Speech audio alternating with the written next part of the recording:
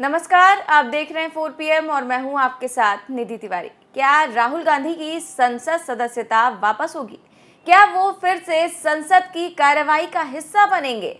ये सवाल इसलिए खड़े हो रहे हैं क्योंकि सुप्रीम कोर्ट ने मानहानि केस में राहुल गांधी की अर्जेंट हियरिंग की अपील मंजूर कर ली है। जी हाँ, एक बड़ी खबर आ रही है कि अब राहुल गांधी की सुनवाई जो है वो 21 जुलाई को की जाएगी। इस मामले में अदालत जो है, सुप्रीम कोर्ट जो है वो 21 जुलाई को सुनवाई करेगा।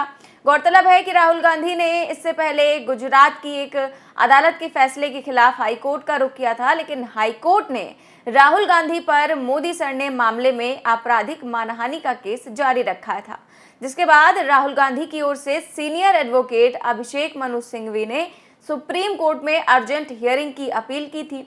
अब सुप्रीम कोर्ट ने इस मामले में तत्काल सुनवाई के लिए राजी हो गया है सुप्रीम कोर्ट, और अब 21 जुलाई को इस मामले पर सुनवाई की जाएगी। और अगर 21 जुलाई को मान लीजिए कि राहुल गांधी की सजा पर रोक लग जाती है तो बीजेपी के लिए बहुत बड़ी मुश्किल खड़ी हो जाएगी, क्योंकि 20 जुलाई से संसद का सत्र जो है वो शुरू हो रहा है, और अगर राहुल गांधी की सदस्यता बहाल हो गई तो वो संसद की कार्रवाई का हिस्सा भी बन सकेंगे और सरकार से सवाल भी पूछेंगे। कई सारी तीखी बातें भी होंगी, लगातार सवाल भी उठाएंगे। जिस तरह से जब सवाल पिछली बार उठाया था उसके बाद ही उनकी संसद सदस्यता रद्द हो गई थी, अब वो फिर से अगर संसदीय कार्रवाई का हिस्सा बनते हैं तो बीजेपी की नाक में दम होना तो तय है, क्योंकि अब संसद सत्र शुरू होने ही वाला है। वहीं इस मामले पर वरिष्ठ पत्रकार दीपक शर्मा ने कहा कि मानहानि के जिस मुकदमे में ऐतिहासिक सजा हुई वो मुकदमा अपनी आखिरी मंजिल तक पहुंच गया है। इसी शुक्रवार को चीफ जस्टिस चंद्रचूड़ राहुल गांधी का केस सुनेंगे। अजीब बात यह है कि इंसाफ राहुल मांग रहे हैं और घबराहट अब गुजरात लॉबी को हो रही है। बिल्कुल सही बात है कि घबराहट जो है वो गुजरात लॉबी को काफी हो रही है, क्योंकि ये सुनवाई जो है वो सुप्रीम कोर्ट में होगी। और बीते शनिवार को जब राहुल गांधी ने सुप्रीम कोर्ट में याचिका दाखिल की थी तो राहुल गांधी की इस याचिका से ही भाजपा के हाथ पांव ठंडे पड़ गए थे, क्योंकि यहाँ पर फैसला जस्टिस DY चंद्रचूड़ करेंगे। देश के मुख्य न्यायाधीश हैं, अभिव्यक्ति की स्वतंत्रता के पैरोकार माने जाते हैं, निष्पक्ष फैसले देते हैं। तो क्योंकि कई बार जो है हो चुका है ऐसा कि चंद्रचूड़ ने कई ऐसे फैसले दिए हैं जो सरकार को बिल्कुल भी पसंद नहीं आए हैं, चाहे वो महाराष्ट्र का फैसला हो, दिल्ली का फैसला हो, कई बार वो फटकार भी लगा चुके हैं सरकार को।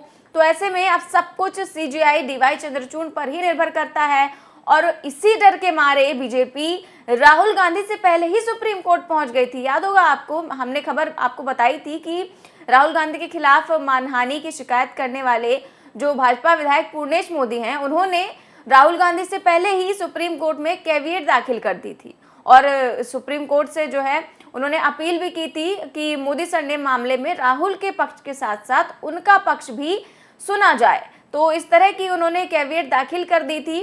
तो अब इस मामले में सुप्रीम कोर्ट का क्या रुख रहता है, इस पर सभी की निगाहें टिकी हुई हैं, क्योंकि राहुल गांधी की भी सुनवाई होगी तो कैविएट जो दाखिल की गई है उसको लेकर भी पूर्णेश मोदी को भी सुना जाएगा, तो वो क्या दलीलें देते हैं उस पर भी सभी की निगाहें होंगी। क्योंकि राहुल गांधी ने जो दलीलें दी हैं वो काफ़ी ज़्यादा अच्छी हैं, और जो दलीलें दी थी वो हमने कल आपको बताई भी थी कि किस प्रकार राहुल गांधी ने क्या कुछ सुप्रीम कोर्ट से कहा है, अपनी याचिका में क्या कहा है, तो क्या कुछ दलीलें दी हैं हमने आपको कल बताया था। लेकिन आपको फिर से बता देते हैं कि राहुल गांधी ने अपनी अर्जी में सबसे बड़ी दलील तो यही दी थी कि उनका 8 साल का करियर सीधे सीधे खराब हो जाएगा।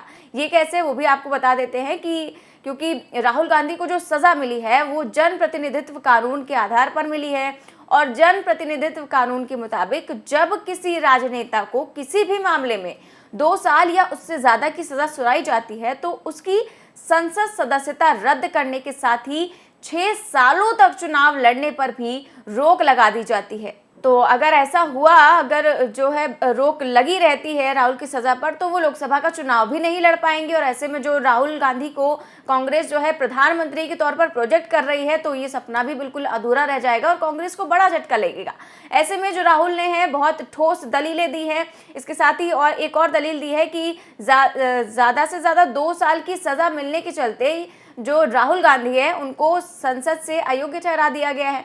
और इसी के चलते वायनाड लोकसभा क्षेत्र में जो 4.3 लाख से ज्यादा वोटों से राहुल गांधी ने जीत हासिल की थी। ऐसे में इस फैसले से जनता को भी काफी नुकसान हुआ है। तो 2 साल की सजा मिलने से अगले 8 सालों तक जो है राहुल गांधी चुनाव नहीं लड़ पाएंगे। इससे प्रमुख विपक्षी आवाज को रोका जाएगा, क्योंकि इस समय जो है वो प्रमुख विपक्षी दल के रूप में कांग्रेस है और सबसे बड़ा चेहरा उसका राहुल गांधी ही है। जिस तरह से वो लगातार लोगों के बीच जा रहे हैं, लोगों से बात कर रहे हैं, उनकी समस्याएं जानने का प्रयास कर रहे हैं, तो राहुल गांधी लगातार एक बड़े नेता के तौर पर प्रोजेक्ट हो रहे हैं। तो ऐसे में अगर उनकी सजा पर रोक नहीं लगती है तो इससे जाहिर है कि विपक्षी आवाज को रोका जाएगा। और अगली एक और दलील थी जो काफी बड़ी थी कि लोकतांत्रिक राजनीतिक गतिविधि के दौरान अगर इस तरह की जो है सजा हो जाती है केवल एक भाषण देने पर, प्रधानमंत्री मोदी की आलोचना करने पर, तो इस तरह को इसे जो है नैतिक अधमता का कार्य माना जाएगा, क्योंकि इसमें कठोर सजा मिलना बिल्कुल ही गलत है। और राजनीतिक अभियान के बीच में खुलकर बोलने की आज़ादी सबको होती है, और अगर ऐसा नहीं होता तो लोकतंत्र के लिए ये बड़ा खतरा होगा। इस तरह की दलीलें जो है राहुल गांधी ने दी हैं, और ये भी कहा है कि ये जो टिप्पणी है वो 2019 के लोकसभा चुनाव अभियान के दौरान दिए गए एक राजनीतिक भाषण का हिस्सा थी। और इसके जरिए जो शिकायत करता है यानी कि पूर्णेश मोदी, उनको बदनाम करने का तो कोई भी इरादा नहीं था, क्योंकि इसलिए अपराध के लिए इतना बड़ा सजा मिलना वो गलत है। और अगर राहुल गांधी को सुप्रीम कोर्ट से राहत नहीं मिली तो वो 2024 का लोकसभा चुनाव भी नहीं लड़ पाएंगे।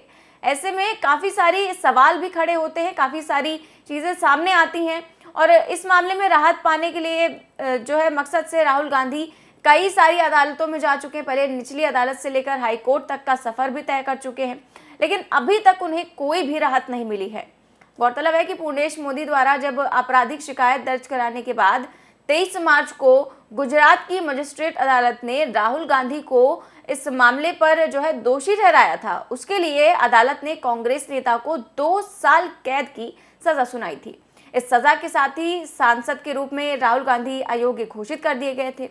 राहुल गांधी ने सत्र अदालत का भी दरवाजा खटखटाया था, जिसने 20 अप्रैल को उनकी सजा पर रोक लगाने की उनकी याचिका खारिज कर दी थी।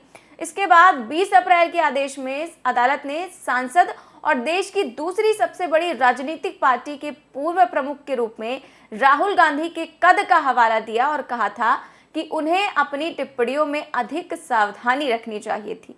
इसके बाद राहुल गांधी ने हाई कोर्ट का दरवाजा खटखटाया, लेकिन 7 जुलाई को हाई कोर्ट ने भी उनकी याचिका पर सुनवाई करने से इनकार कर दिया, याचिका खारिज कर दी।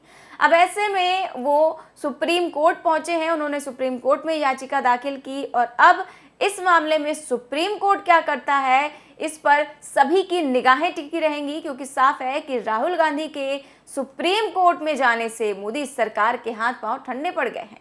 इसकी सबसे बड़ी वजह सुप्रीम कोर्ट के चीफ जस्टिस DY चंद्रचूड़ है। पिछले 11 महीनों से जब से DY चंद्रचूड़ ने सुप्रीम कोर्ट की CJI का कार्यभार संभाला है, तभी से मोदी सरकार परेशान रहती है। और अगर इन दलीलों के आधार पर राहुल गांधी की याचिका पर स्टे लग गया तो सत्तारूढ़ पार्टी जाहिर है कि बिल्कुल बेचैन हो जाएगी, क्योंकि अब ये सुनवाई जो है टाली नहीं जाएगी। तत्काल ये सुनवाई होगी और 21 तारीख को फैसला भी लिया जाएगा। अभिषेक मनु सिंघवी ने तत्काल सुनवाई की गुजारिश की है और अब सुप्रीम कोर्ट की तरफ से ये फैसला भी आ गया है। तो ऐसे में बीजेपी जो है काफ़ी परेशान नजर आ रही है, क्योंकि अगर संसदीय कार्रवाई में राहुल गांधी शामिल हो गए तो जाहिर है कि वो कई सारे मुद्दे उठाएंगे, क्योंकि जब से उनकी संसद सदस्यता रद्द हुई है उसके बाद से कई सारी चीज़ें हुई हैं, चाहे वो मणिपुर का में जो भी हो रहा हो वो हो, महंगाई, बेरोजगारी को लेकर कई सारे ऐसे मुद्दे हैं जो वो संसद में उठाएंगे और बीजेपी इससे बेचैन हो जाएगी, ये तो तय है। तो फिलहाल 21 तारीख को क्या होगा, क्या सुनवाई होगी, क्या स्टे लगता है कि नहीं, क्या उनकी सदस्यता बहाल होगी कि नहीं, ये तो वक्त ही बताएगा। फिलहाल इस खबर में बस इतना ही। देश और दुनिया की तमाम बड़ी खबरें जानने के लिए देखते रहिए 4 PM न्यूज़ नेटवर्क। नमस्कार।